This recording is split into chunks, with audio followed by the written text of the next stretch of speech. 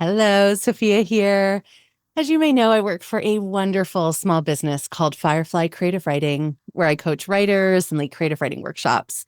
I love this work and I love Firefly. It is a business that truly operates by liberatory practices, which is very unique in the business world. Working at Firefly has also helped me learn how to build real, authentic, welcoming community and how to connect with people in ways that feel empowering and real. If you're listening to this episode and wanting to be in spaces where people are encouraged to be honest and alive in the power of connection, you may want to try out one of our workshops. We have a fresh new lineup of workshops happening this fall, starting in September, that are designed to open the door to the pleasure of writing. Whether you're a complete beginner and full of fear, or whether you have a project on the go that you want to move forward. These are cozy workshops, 6 to 8 people max, and most are online. But if you're in Toronto, we have a few in person too.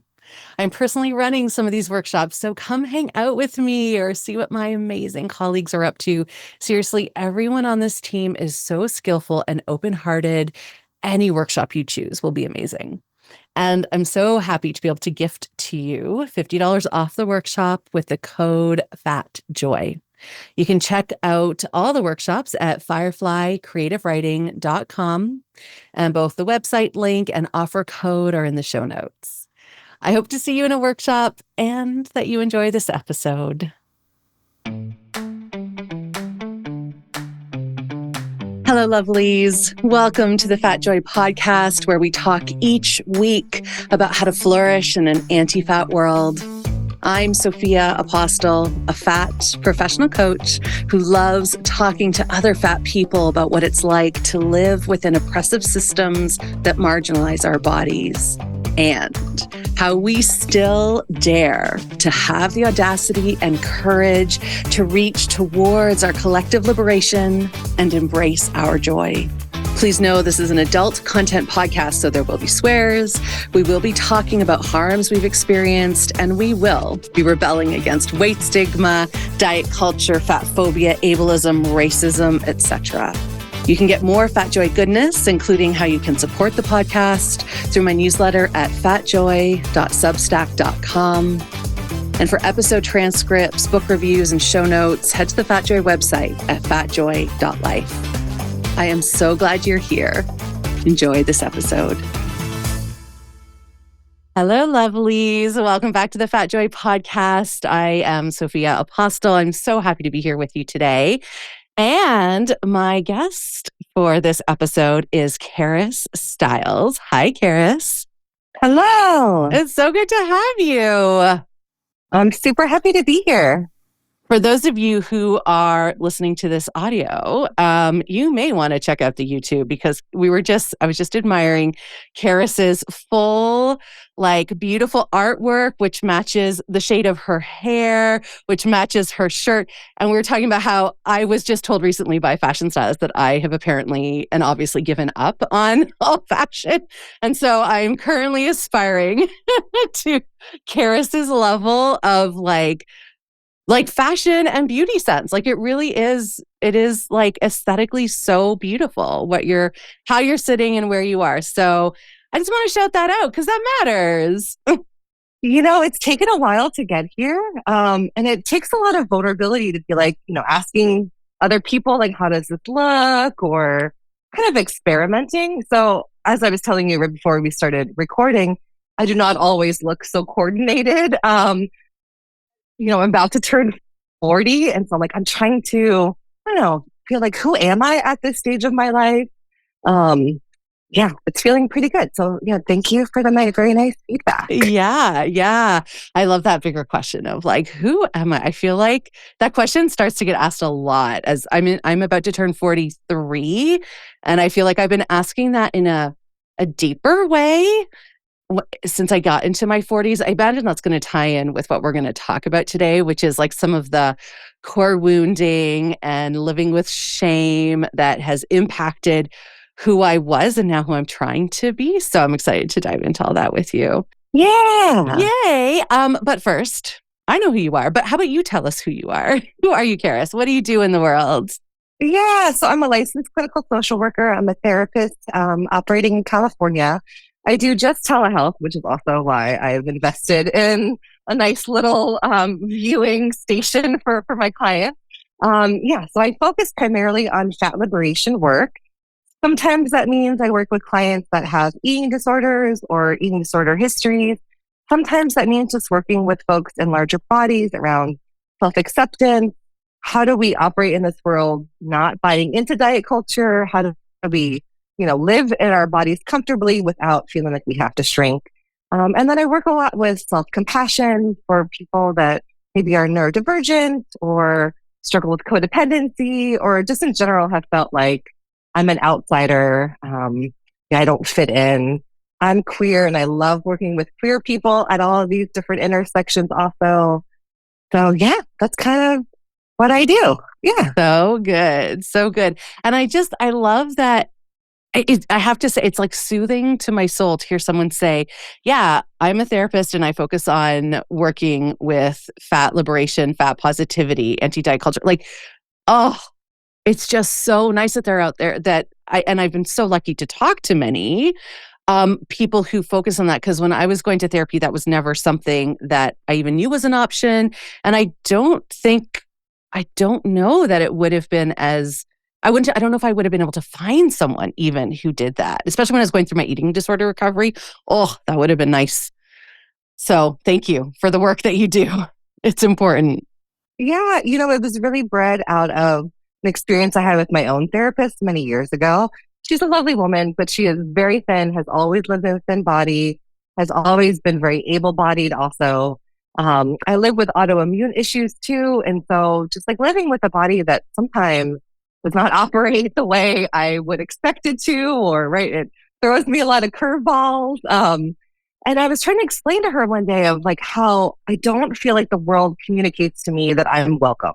Like my body isn't included in the design of spaces, right? Like the restaurant chairs actively are telling me my body is I'm not going to be included here.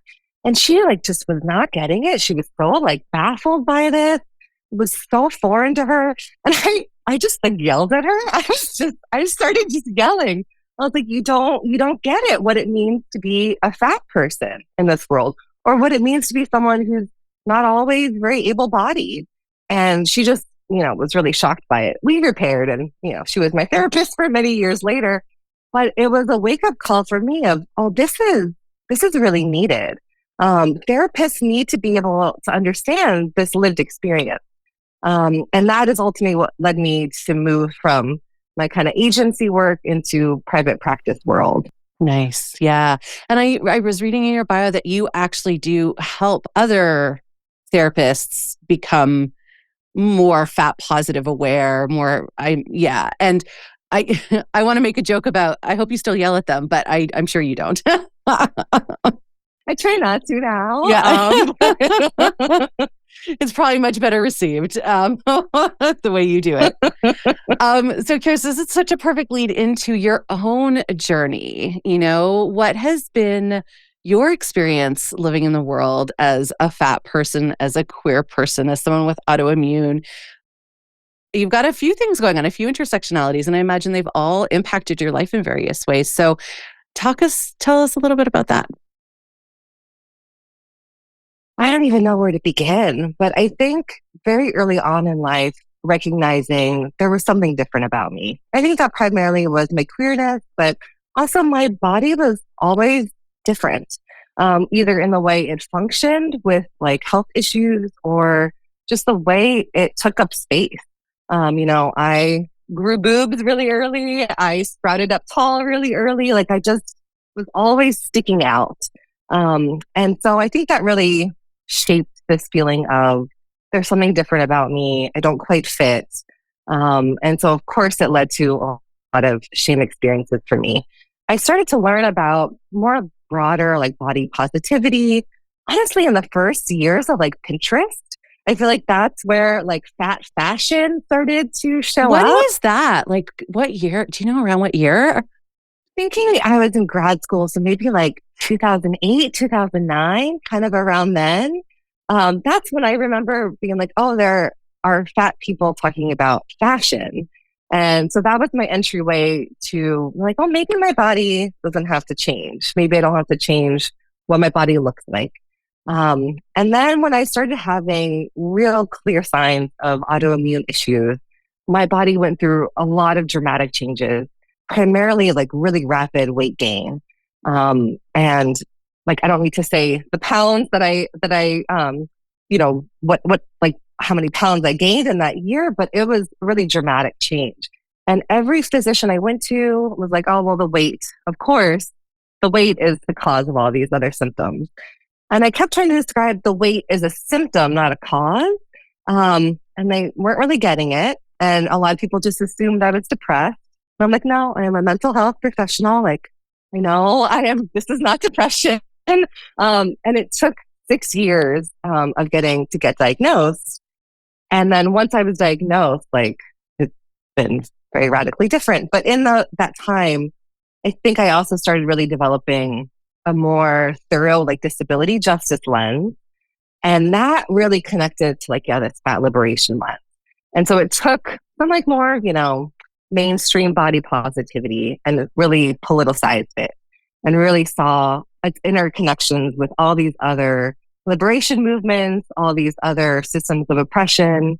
And yeah, that's kind of where I was like really landed in this firm place of like my body is like a radical political machine sometimes. And just like existing in this body and having joy in this body is like, yeah, an act of resistance every day. Yeah. Oh my God, I love that. My body, what was it again? My body is a radical resistance. Oh, you said it so beautifully. Oh, I think I said my body is like, yeah, a radical political machine, basically. A radical political machine. Yeah. Oh, yes. Yes. Amazing. Was there a point where you were doing kind of more mainstream therapy and then decided to switch your focus? Well, I had actually been not in a therapy setting. I had actually been working in hospice as a medical social worker. And I thought I would do grief counseling. I had done a lot of that in hospice. So I thought that's what I would kind of eventually do. And then after that incident with my own therapist, I was like, this is clearly, I need to make a change. And it just felt, yeah, I don't know, just like you realize you're calling all of a sudden. You're like, I need to leave this work and start an entirely new work.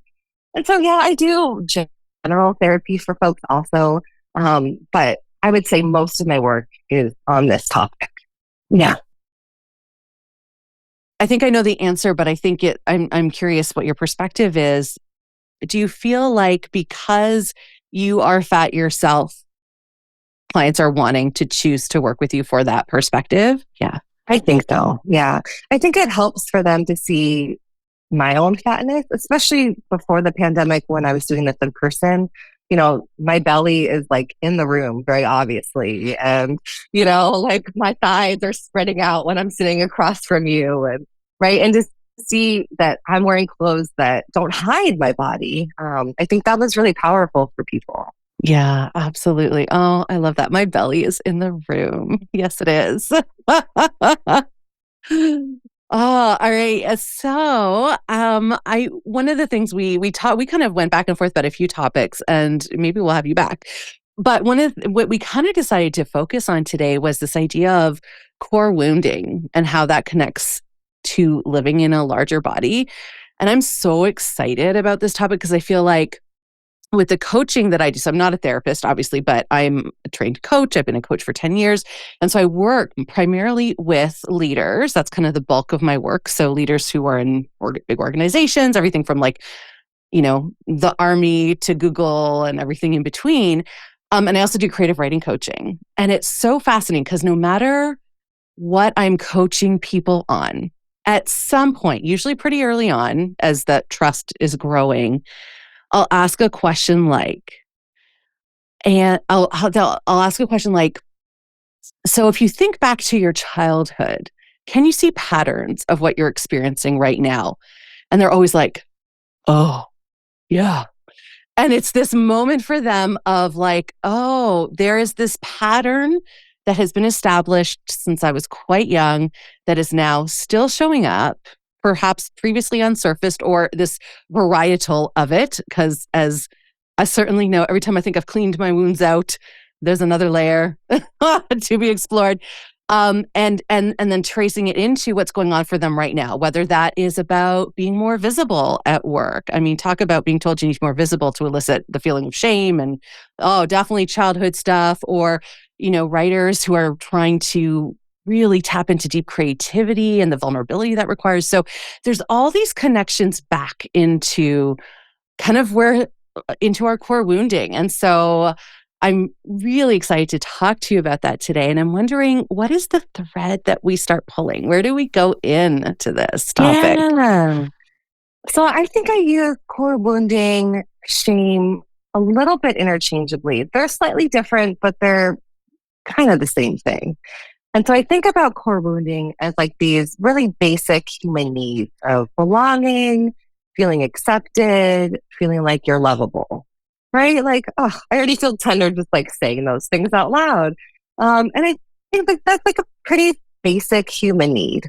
And there are all these like early experiences that can disrupt that or can make us feel like, that's unattainable for us, or there's some reason we don't get that, or some way that gets broken. That feeling of like I'm safe and I'm like held in some kind of community.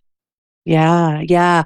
Can you share some examples of how, because again, I'm just thinking about clients I've had this kind of conversation with where they're like, oh, right. And it'll usually be, they may not use these words, but it's usually some version of like, oh, my parent was, or my primary caregivers were not really emotionally available. So I learned that I had to be hyper independent, or I learned I had to be hyper vigilant. And there's all these like things that our caregivers have done. Again, no shade to caregivers, not blaming anyone, but because I think we're largely unaware, and hopefully it's getting better and better now as we have more and more knowledge, but largely unaware of the impact of some of these things. So what are some pretty kind of classic ways that this feeling of not belonging, this feeling of not being lovable, this feeling of not being accepted, having safety and security feeling threatened, how does that show up for people in your experience? Oh, so many. I mean, there's 1,000 examples I can give. But yeah, it's often our caretakers, our parents, our teachers, sometimes coaches play a big role, sometimes peers.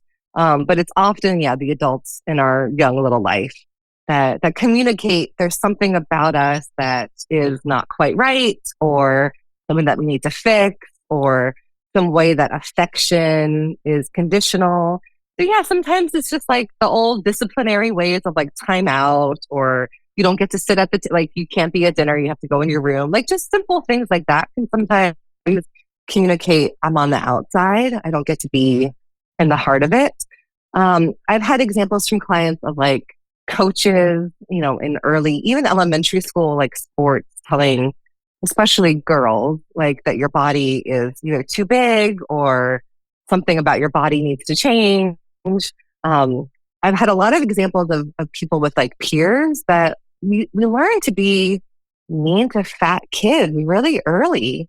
And so there's a lot of like peer bullying that people have experienced. And again, like as early as maybe even first grade, learning that like there's something different about me. If we add in some intersections of if you're not white, if you have a different like health status or ability status, if you're, of course, class comes into this, like all the isms that we can think of are going to impact this also. So there's, yeah, like all these like larger structural and societal pieces that of course impact like, what our caregivers do, what our peers do. So that adds like additional dimensions that we feel like, yeah, we don't belong. Sometimes it's even like my body or myself is wrong. Like who I am is bad and wrong. Yeah. It feels so overwhelming sometimes to think about all of those layers. Mm-hmm. Yeah. I think about this also as leading to a lot of like limiting self-beliefs and like narratives that we tell ourselves about ourselves of like, yeah, I have to hide this part of myself so that they'll still love me. So they got close enough and they knew what I actually was like on the inside, they wouldn't want to be with me anymore. Or like that's how it can kind of show up in adulthood a lot. Oh my gosh. Yeah. So I think of like, so I guess I want to bring in like these limiting belief systems that we have about ourselves that of course are impacted by anti-fatness and racism and ableism and all of that also. Yeah. Oh my gosh. I totally had forgotten because it's been a long time since I've had this thought. But Charis, I'm going to share like for my version of that I had forgotten, but I remember now is there must be something wrong with this person if they want to date me the way I am. How horrible to think that of myself. But I thought that all through my 20s and a lot of my 30s was like, yeah, there's something wrong with him. This person, this man must be damaged if he wants to date me. Oh, Yeah. that's horrible. Yeah. That somehow you're not deserving as much as other people are. That other person might be deserving of it, but something about you not as deserving. And I knew, and for me too, at that time, like I knew it was really only related to my fatness. It was like my fat body makes me undeserving. I was like, I'm awesome in every other way, but because I'm also quite cocky. But I knew I was like, no, it's my fat body. What's wrong with them to want that? Because I so much internalized anti-fatness I carried around for so long. Totally. Yeah. That's a perfect example of it. And there's probably lots of maybe big moments that led to that limiting belief, but also sometimes really small things. It doesn't have to be big traumas. And maybe you see this with your coaching clients. If it's not always like a really big event in childhood that led to this, it could be tiny comments from people along the way. I have another example. We're just gonna have a therapy session, Charis. I hope you're prepared. Well, just to give an example for people listening, like I remember, I think it was grade 9, being at some kind of like performance where like the dance team and like some other groups were on stage, and I was watching, and I was with I think just my mom. And I remember my mom pointing out, and it's funny, like I remember exactly who she pointed to. I remember her name. We're still friends on Facebook, which is really funny. She's a couple years old. She was a couple years older than me at the time. I think she was like grade 11 and I was grade 9. And I remember my mom pointing to her and saying, that's what your body could look like. Right. And so again, that's like a small moment, but I've never forgotten that moment. And I think it was done from love and all the things that, the people who do love us, say, because they think they're helping us. But all it did was made me feel so ashamed of my body. And then, definitely impacted my relationship with my body, with food, with binging and everything. Yeah. So small things, those really add up. I imagine a lot of people listening have had moments like that. I had a time once where my mom, again, probably not trying to damage me forever by saying this, but, I was going to visit my older brother who was like, he was in California before I had moved out here.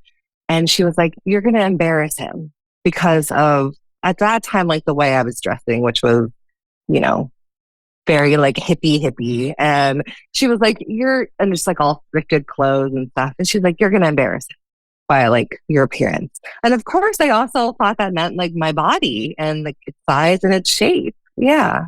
Mm-hmm. And it's like that was 20, maybe even more than 20 years ago.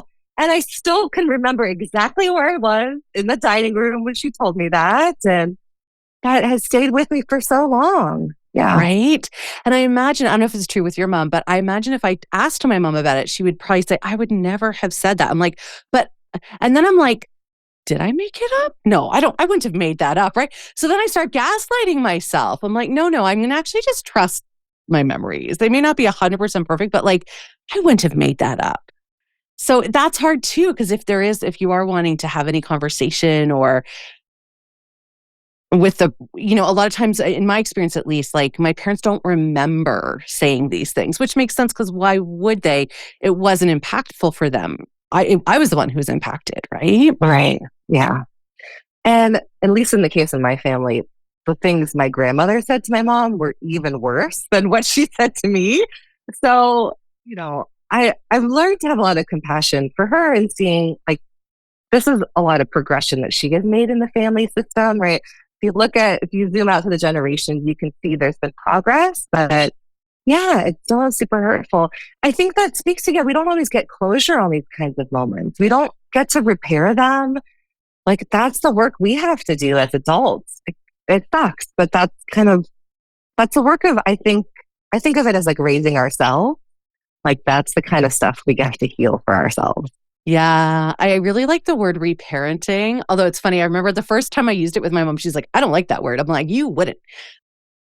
We had some good conversations, me and my mom. But it does feel like a reparenting process, or at least for me, that is definitely what it has felt like is, how can I don't know, because there is no real, at least in my case, there's no real repair. I can't forget. So like, how do we live with these wounds, Charis? How do we hold compassion for ourselves, compassion for others, and yet also still hold boundaries and also still honor our own agency? This is what I'm fascinated by when all of that comes together and we try to navigate that. Yeah, totally. It's so complicated. Like being a human is really hard. It just is so hard. I don't know why we've made it so hard, but we have. But yeah, I think one of the first steps is seeing how does it show up? Like how does it not only show up, like what are the memories that I'm holding on to, but what are some of the behaviors that it really like shows up at, right? So like those limiting beliefs, those core wounds, that like deep shame that I try to hide from everybody, how does it show up in my daily life? So we see it. I mean, your example of like, well, I don't really believe this guy actually wants to be with me. And so maybe I date real jackasses then because I don't believe like a good quality person is going to want to be with me. Or maybe I really do a lot of people pleasing, codependency, kind of like compensating, right? Like I have that history too. People pleaser, so bad, so bad. Oh my God. Working actively on it. Yeah, it's a hard one to unlearn. Yeah. Like we see it a lot in perfectionism and shame. I could talk about forever, those connections between those two. And I mean, we really see like how we've internalized it.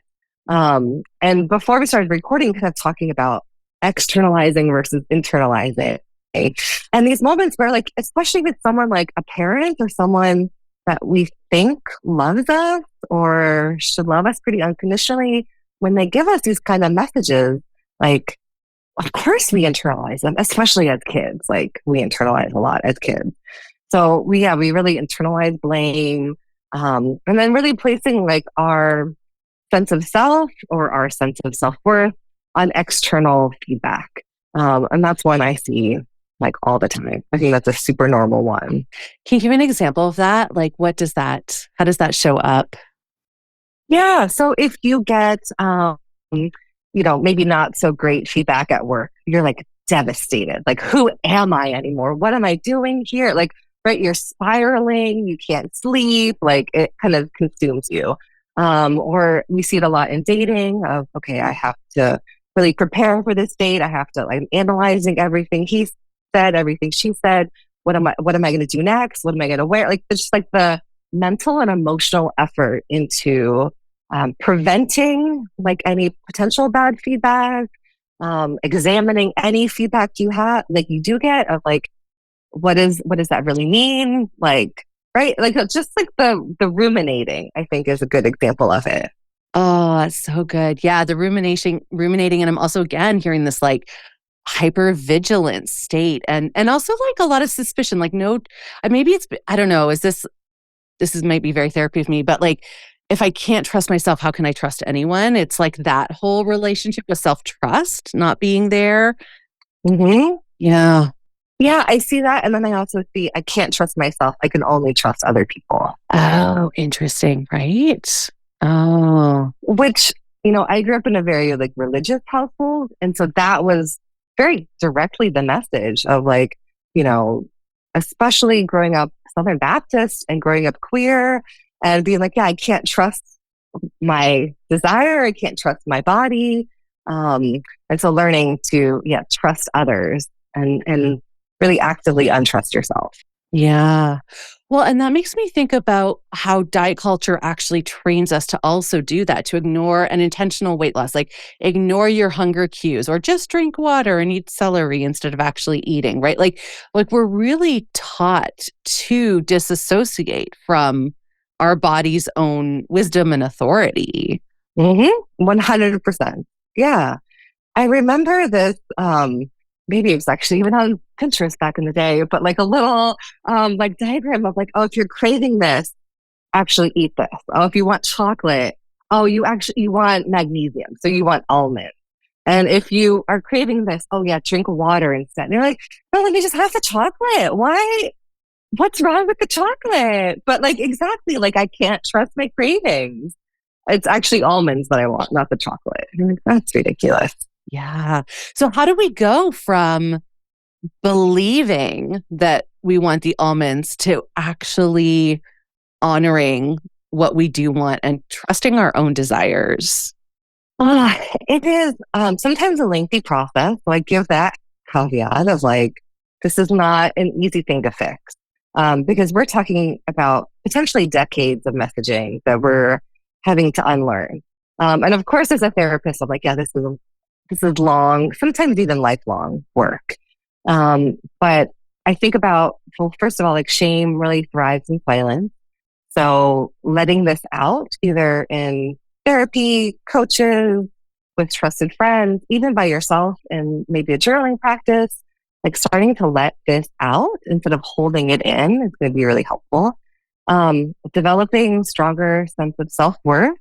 Like I love coming up with like lists of things people like about themselves, especially that have nothing to do with what they do for others. So not just how you're serving people and like, oh, what a good person I am, but like things about yourself, like your taste in music or your sense of humor or things like that to build a sense of self that actually has nothing to do with the body. Knowing that the body is going to change throughout our lifetime, right? That's one of the things that I'm just going to make a little plug for gerontology for a second and saying working with older adults and working at the end of life and the beginning of my career really informs of like, yeah, I don't want to like over connect or over identify with the body because it's going to be changing. I'm going to go through menopause and my body's going to change through that. I'm going to be hopefully 70 and my ability levels or my strength will be different. Or I want to, I think that can be a flaw in some of the, especially more body positive spaces where it's like, oh, my body can do this and I can feel really good about that. That's great for now, but that might shift. And also as somebody where what my body can do every day changes, like I don't want my self-worth or my connection to my body to be built on something that can change, right? Um, so that's my little thing about about aging. Yeah. Well, it's so smart because it's reminding me of like would we call this body neutrality or is that something different? Oh, that's a good question. Yeah. I think basically we're talking about body neutrality. And yeah, when we politicize like how my body should be treated by external systems and structures, that's where it feels a little more like fat liberation work. But yeah, like coming up with a more for your own self, like a body neutral stance, I can think can be helpful. And it can be positive, but have it like with that caveat of like, and I know it's going to be okay if my size, my shape, my ability, my health status change. Yeah, that's the piece. Not being devastated if anything does change. Yeah, because I mean, I'll just speak to, what I see, especially on Facebook groups that I'm a part of. Like, I'm part of a few mom groups, and oh my goodness, I often don't. I've pretty much stopped going because so many times, multiple times a day, I've gained a bit of weight. I can't handle it. I'm losing my mind. Da, da. And I don't know if these people are straight size or fat or not. I mean, it doesn't matter, but it's like deep distress about any change in their body size. There's, as far as they're still able-bodied. There's like, there wasn't an injury, there wasn't anything happening. It was more just my body's changed after having a kid, or and I can't seem to like, and it is like distress that we're in. And I mean, I get that. I have felt that too every time I've, gained and lost weight through the years through intentional weight loss. And then like those were deeply emotionally challenging times trying to exert control over my body. Yeah, totally. Yeah. One of the things that I like to do with folks of like how to kind of externalize this voice that says, yeah, like my body shouldn't change or I should be able to fit into my prom dress or whatever. Um, yeah, like learning to externalize it. So maybe bringing some like playfulness to that externalizing. And I often do with clients like coming up with like a creature or like a persona of I had one client call it like this little gnat that was just like constantly, circling around them, just like giving little like body criticisms and just general criticisms to them all day long. I had someone describe it as like, yeah, like a shame, like creature. And that it would sometimes be really big and sometimes it would be a little smaller, but it just had this like, yeah, kind of like amoeba like form where it would fit into whatever the scenario was. And then you're just like kind of fleshing out, like creating like a persona for it. So you can start kind of externalizing that voice and be like, oh, here's my little shame creature. Here it is. Here it is. This is what it's saying again. So silly, and like we can play with it. And I don't know, it makes it a little easier to work with, to take it out of like your inner self. Yeah, bring some distance into it. I love that. Yeah.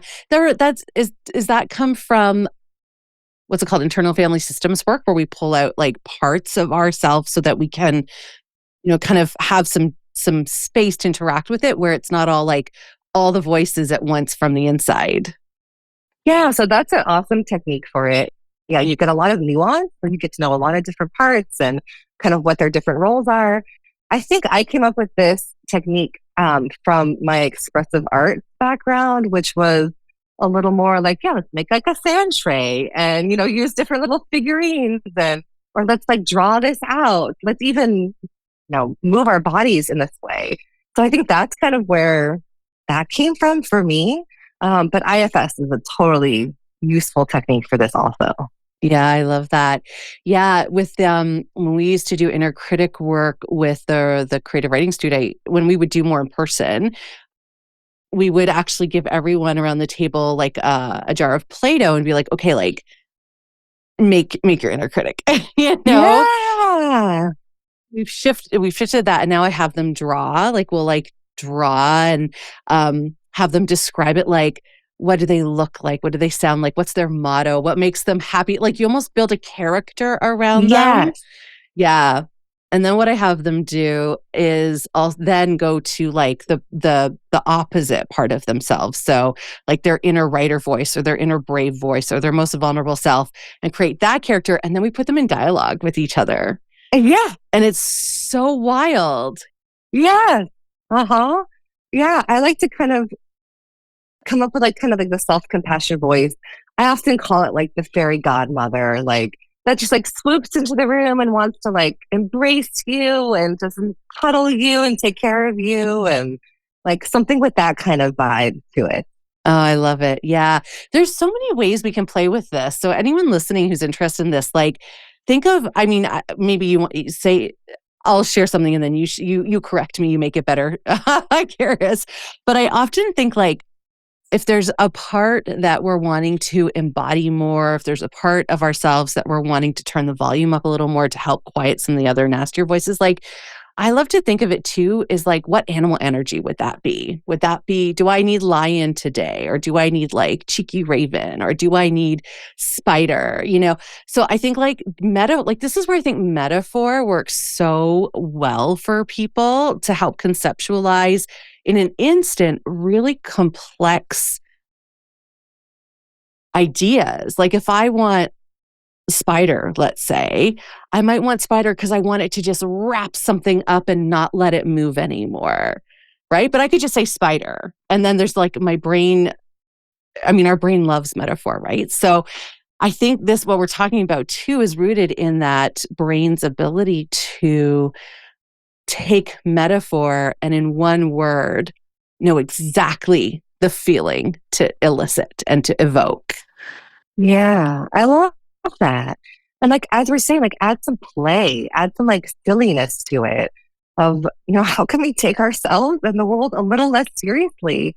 There's a lot of heartbreaking, upsetting things happening all the time. We're like pretty stressed and under a lot of pressure all the time. How do we like lighten it? And how do we, yeah, especially in this process of like reparenting ourselves, how do we lighten the tone of it? And so this metaphor, like animals, I love it. That's amazing and perfect. And like add some play to it. Yeah. I had a therapist once who would have me make a statue with my body of whatever it is we were talking about. And I was like, oh, this is really weird, but also totally works because if I'm in this pose or position, whatever it was, my body, like I could feel it in a very embodied way. And of course, my work has been to come back to being embodied from being very disembodied for so long and to almost like use that feeling of being in the statue of it as a benchmark to know like 3 days from, that point, oh, I got that feeling again. Right. Cause that's what I felt when I was in statue mode. Yeah. I know sometimes we have clients do really weird and uncomfortable things, but it's for a reason. And that's a great reason. And it brings it to this point of like our bodies can be really good tools for this work, right? Like it's like, how do we utilize our body to actually help us like do this healing work? So yeah, how do we be the statue and kind of feel the embodiedness of it? How do we learn to like feel our emotions in our bodies as they're happening? How do we use our bodies to give us comfort, to give us care, to like help us express self-compassion? Yeah, our body is a tool. And as much as we're trying to reconnect with it, it's also something that's here to assist us. Yeah. Yeah. I want to layer in fatness in a more deliberate way. So, because we've been talking, and I think everything we've been talking about can apply to everybody and I hope people are very interested in exploring it further. But now if we layer in fatness, what is unique about bringing that layer in? Anyone who's fat, who's listening, what do we need to know, Charis? What would you have us know? So, fatness is definitely one of the things that is used against fat people throughout their lives, right? To tell them that, yeah, they don't belong. Sometimes very structurally, environmentally, right? Like my example of, yeah, restaurant chairs or plane seats is the most classic example, right? But all these different ways that we're taught our bodies are not welcome, or even that we are instructed, even from very, very early ages, that our bodies maybe even are dangerous, right? That our fatness is going to kill us and that we're going to die early. Fatness is used as a reason why we're not lovable, we're not going to be able to date. There's a lot of things that we're taught as fat people that our lives are not going to be as good, and that we have to change who we are, and that we're also taught our fatness is our fault, and that there's a morality to that failing. So there's like a lot of shame in just that right there. And then, learning how to, like, in that process, we disconnect from our bodies. And so, we disconnect from sometimes boundaries and abilities to have boundaries, notice them, feelings, and so forth. Like, there's 1,000 pieces of how fatness plays into this. Just like every other ism, but specifically for fat people. Yeah. Yeah. So once we recognize that that is what's going on, once it's kind of surfaced, we're doing some inner work, we're trying to kind of wade through this. What are some ways, and I don't know if this is where self-compassion comes in, but like, what are some ways that we can support ourselves in my words for it would be like the deeply healing journey that I had to go through of like reclamation of self independent of every single thing I had been told and taught. Yeah. Totally. Mhm. Fat community is amazing for this. Right. And the fat community that you're building through your podcast and through like your Substack and everything is definitely part of that. So sometimes for those of us that are fat, it can only be virtual. Some of us get to have it in person, but fat community is super healing for this. We get to feel belonging. We get to feel like there's like a shorthand of understanding experiences. So many shared experiences as fat people, no matter, yeah, any other parts of our identity, just being fat in this world, we share so much. That is super healing. And then, of course, yeah, self compassion is a big part of it. To me, self compassion really includes that process of externalizing the shaming voices and learning, reparenting ourselves, learning how to recognize and validate our own feelings, and then build some self trust of I trust my instincts. When someone is giving me some red flags, I can trust that. I can trust that, there are good things about myself. And if someone is being really critical, that might be saying more about themselves than me. Not that I'm not going to be open to feedback, but like I'm not taking in every ounce of feedback that I get as total truth. I'm going to be more discerning about it. Right. We build a lot of like trust that like my body can take care of me, that I know how to comfort and take care of myself, that I have resources to cope with. Like if there is some catastrophe that happens, if my anxiety is right, everything blows up, I can trust that, oh, I can make it through this. I can figure out how to repair. I can figure out how to take care of myself through it. I can trust I can actually help myself be okay at the end of it. Yeah. I want to ask you a question that I want the answer to be yes to, but I don't know if it is. So I'm just telling you, I'm going in biased. Do you feel that fat people who have gone through this journey are way more resilient than like the average person? Yeah. Mm-hmm. Even if they don't have that personality that's maybe like a little more fiery, even if they're a little bit more of like a quiet or introverted kind of person, this gives a lot more strength. I have a client that is a dear client of mine, and I've been working with them for a couple of years now. And they're fat, they're neurodivergent, they've got some chronic health issues. So they have all these, they're also queer, like they have all these like intersections where life throughout their lifetime has told them, yeah, they're not good enough, or they don't fit. There's something different about them. And they have learned very quietly to like externalize that, to like just have that like quiet, like kind of inner pillar of strength where they're not swayed, they're not like shaken up by the feedback. They're just like, oh yeah, that's not mine. And right. And so some people have more of that fire, like I'm a little more of a fighter kind of person. So yeah, I'm going to yell at somebody. Like I'm going to be a little bit louder about that. But you don't have to just your fat liberation, your self acceptance doesn't have to look that way. It can also be just like really calm, really like centered in yourself. Yeah, I love that.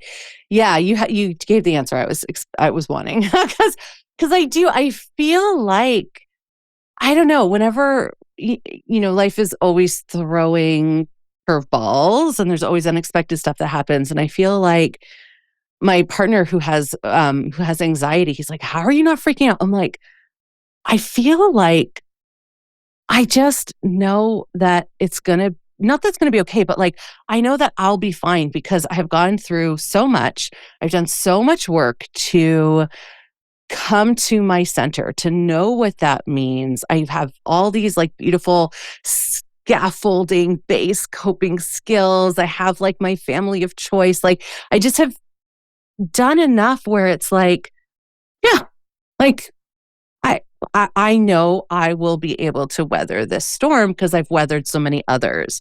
So I was just when you said what you said right before I asked the question, I was like, I think we're way more resilient because living in a fat body almost if I guess if we allow it or if we choose it to, we kind of have to build that resilience to just make it through. Totally. Yeah.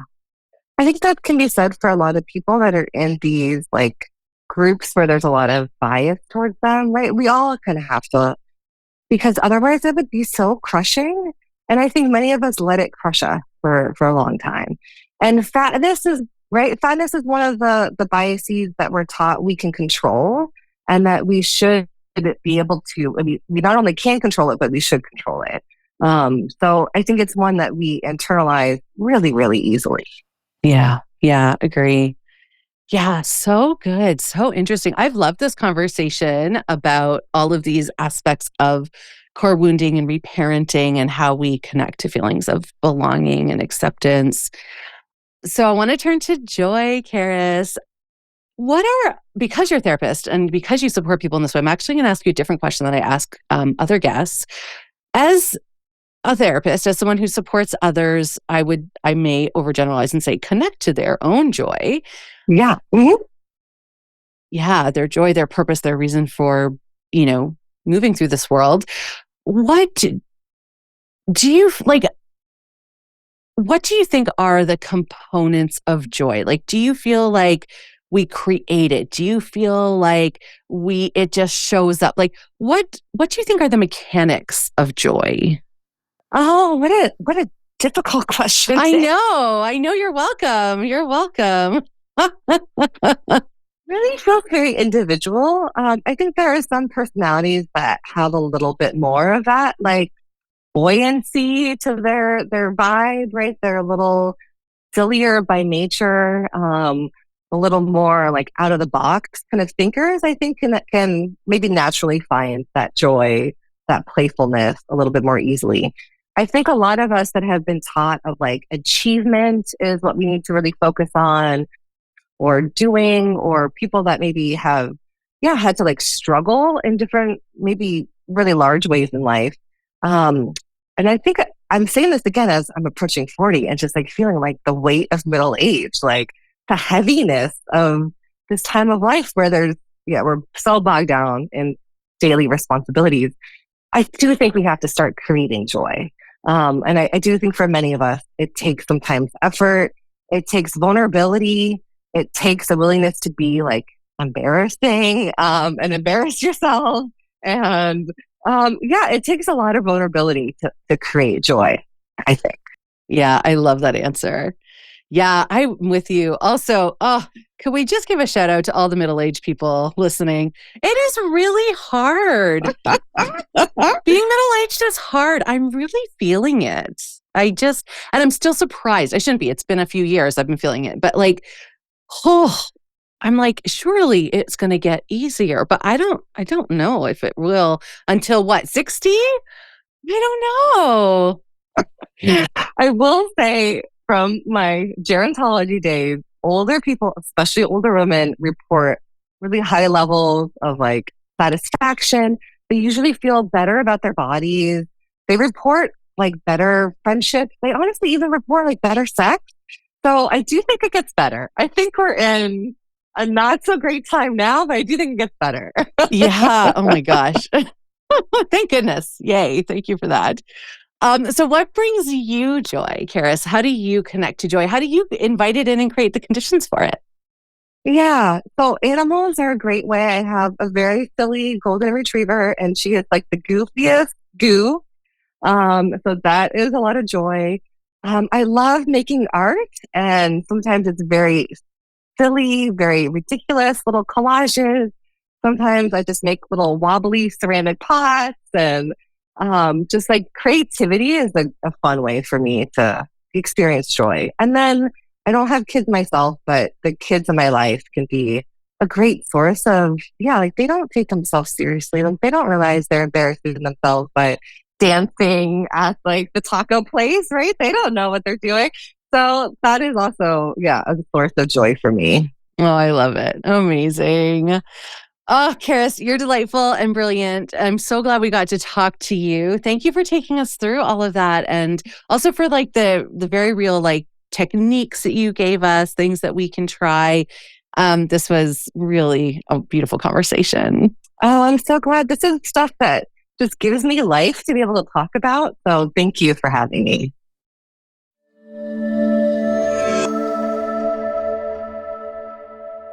Before we go, I'd like to read a poem because poetry can reach our hearts in a different way.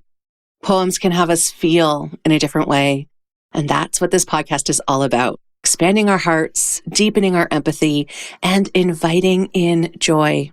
So each week, you get a new poem.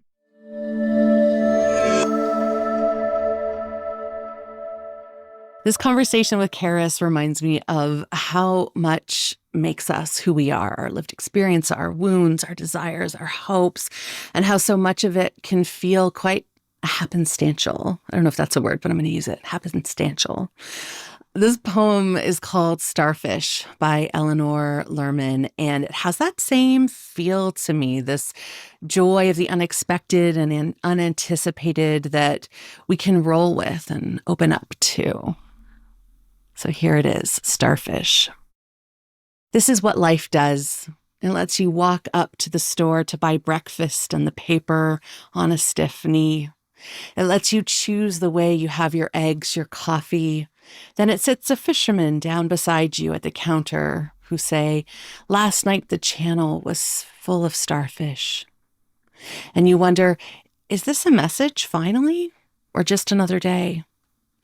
Life lets you take the dog for a walk down to the pond where whole generations of biological processes are boiling beneath the mud. Reeds speak to you of the natural world. They whisper, they sing, and herons pass by. Are you old enough to appreciate the moment? Too old? There is movement beneath the water, but it may be nothing. There may be nothing going on. And then life suggests that you remember the years you ran around, the years you developed a shocking lifestyle, advocated careless abandon, owned a chilly heart. Upon reflection, you are genuinely surprised to find how quiet you have become. And then life lets you go home to think about all this, which you do for quite a long time. Later, you wake up beside your old love, the one who never had any conditions, the one who waited you out. This is life's way of letting you know that you are lucky. It won't give you smart or brave, so you'll have to settle for lucky. Because you were born at a good time, because you were able to listen when people spoke to you, because you stopped when you should have and started again. So life lets you have a sandwich and a pie for your late night dessert, pie for the dog as well. And then life sends you back to bed to dreamland while outside the starfish drift through the channel with smiles on their starry faces as they head out to deep water, to the far and boundless sea.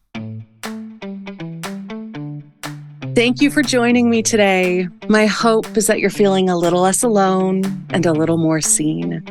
So until the next episode, you can find me on Instagram at fatjoy.life, on YouTube at youtube.com/@fatjoy, and on Substack at fatjoy.substack.com. And please do check out the episode notes for how you can connect with my amazing guest and for the links to the poem. All right, lovely. I am sending you off with my best wishes for an abundantly Fat Joy day, and we'll talk again soon.